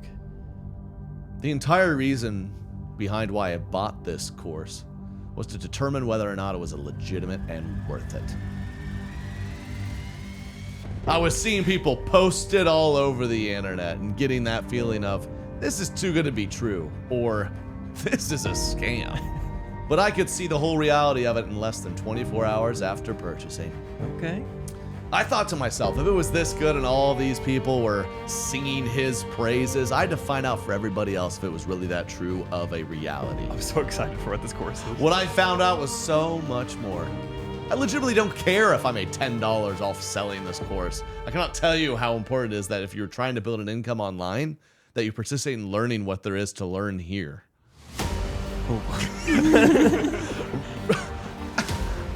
One more time. I literally don't even care if I made $10 off of selling this course. I cannot tell you how important it is if you are trying to build an income online that you participate in learning what there is to learn here. Period. Realistically, you probably could figure it out on your own. But if you would take but it would take you months/years to compile all of this information and put it into the option when this lays it out in 4 to 12-minute videos and shows you click-by-click actions on how to build what you've always had in your mind and don't even realize. I cannot wait for you guys to see my on-digital products coming soon. I'm super passionate about what I'm building, and I can't wait to launch them. Heart emoji, fingers crossed emoji. 4 of the many ways to make money from this course. 1. Sell the course itself for 100% profit. 2. Create a seamless funnel for your network marketing business. 3. Affiliate marketing and partnerships. 4.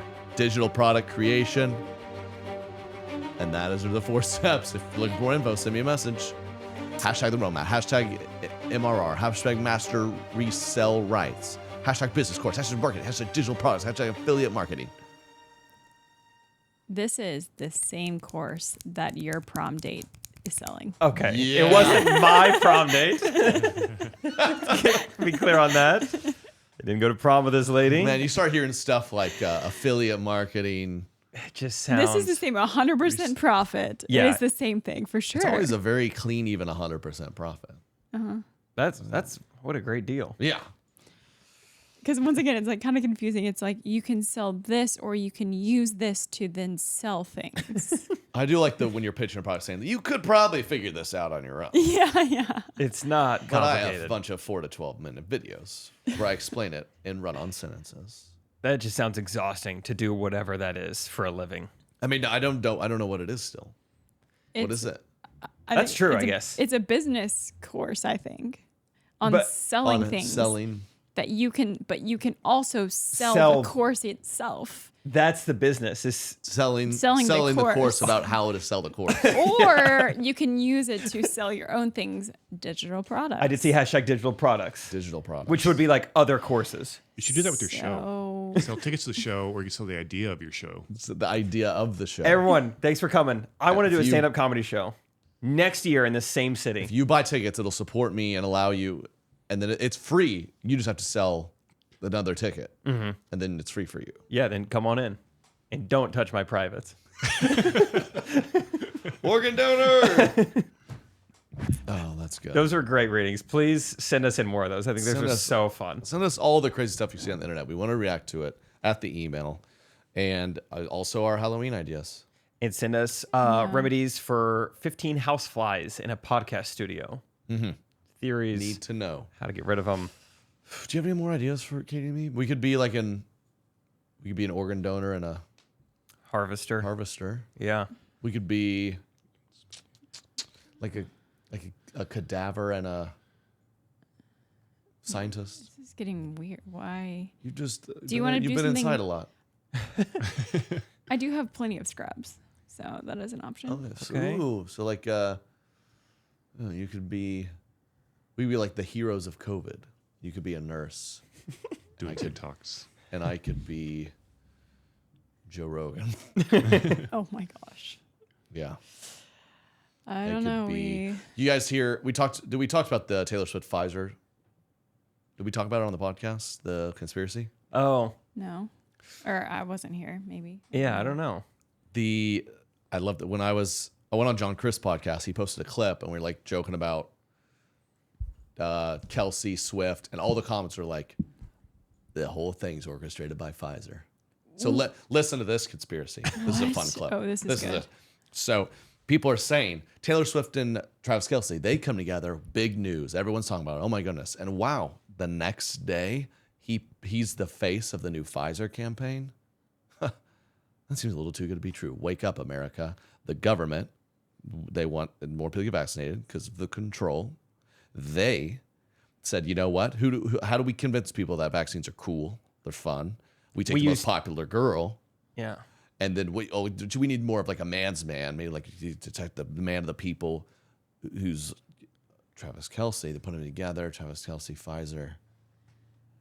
And guess what? The vaccine rates, you know what it did to the rate of vaccinated? Nothing. Stayed the same. Stayed the same. But a lot of people talking. The theory is that the government is paying them. The government has either paid them a lot or taking control of their minds. Brainwashed them. Wow. I love this theory because I love the theory in that they were like, hey, we're already paying Taylor Swift to go along with this, but let's also pay Travis Kelce too. We could just pay Taylor Swift to promote it, but let's bring in more people. Let's get more. That'd be too obvious. More brains in the huddle. And I think Taylor Swift, she could use some more money. So like she probably would take some more money to be in a fake relationship and spend all of her time. And you see her, he like the ball gets thrown to him and he gets tackled and she's like, it's too much. And she's overacting on the whole thing. And she's doing handshakes with Brittany Mahomes. Can you pull that up? Yep. Handshakes. They got Jackson in the mix. I'm sorry, but if you want me to hang out with Jackson and Brittany, you'd have to give me a big pharma-sized paycheck. And that's what's happening. That's what's happening. Wake up, America. Wow. Wake up. Wow. I thought she was freaking out when he got tackled just because she knows he's vaccinated and he could go into cardiac arrest at any point. Oh my gosh. Oh my gosh. Did his heart? Oh no. His heart's still beating. Look at this, Katie. Do you see this? Big touchdown, Taylor, Brittany. Oh, yes, girl. Yes. Okay. Bang, bang. Ooh. There's little Parent Trap vibes there. You see that?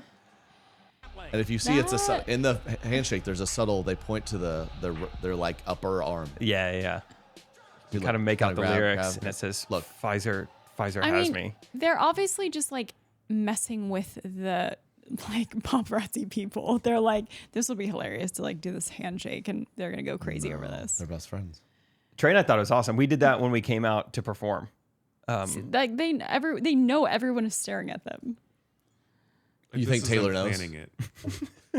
Yeah, I think You think that. Taylor knows? I think before a few weeks ago she probably didn't know that, but now she You think knows. she's heard the people are She's excited about it? probably People are heard talking. the rumors. Yeah. It is crazy. I think, I think you're right, Katie. I think, people see a woman with 12 Grammys, Academy Awards, worldwide tour, but just probably needs a little extra cash to have a fake, extremely public relationship with a football player endorsed by Pfizer. Taking a lot of her time, which I'm sure she doesn't have that much of, honestly. So they must be paying her pretty good. Yeah. Fun conspiracy. So, we'll leave it with that. Like, subscribe, give us a 5-star review, and come see us on the road. We'll be everywhere the next 6 months. Love you guys. See you next week. Correct opinion.